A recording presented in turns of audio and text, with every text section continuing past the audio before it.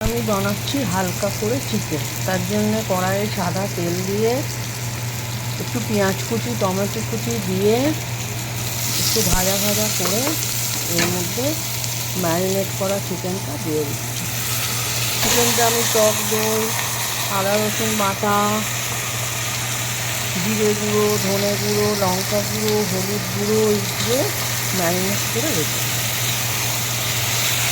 আর তার সঙ্গে সামান্য একটু সাদা তেল।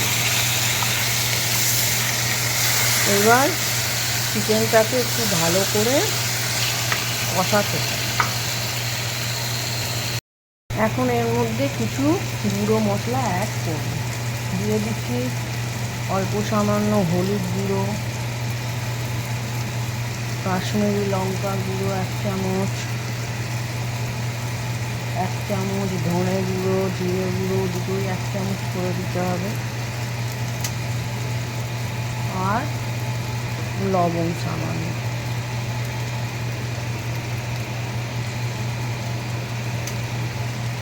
তার সাথে দিয়ে দেবো একটু চিনি। একটু সামান্য চিনি দিলে চিকেনের টেস্টটা ভালো হয়। আর চিকেন মশলা সামান্য একটু দিই। এবার চিকেনটা একটু ভালো করে কষিয়ে নেব।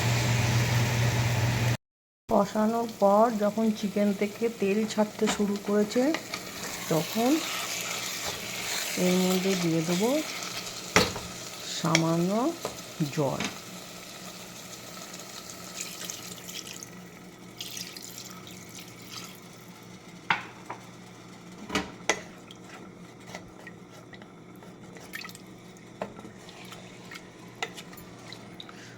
জলের সাথে এটাকে ভালো করে মিশিয়ে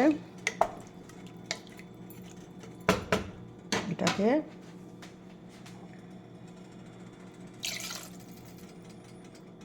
সেদ্ধ করতে দেবো।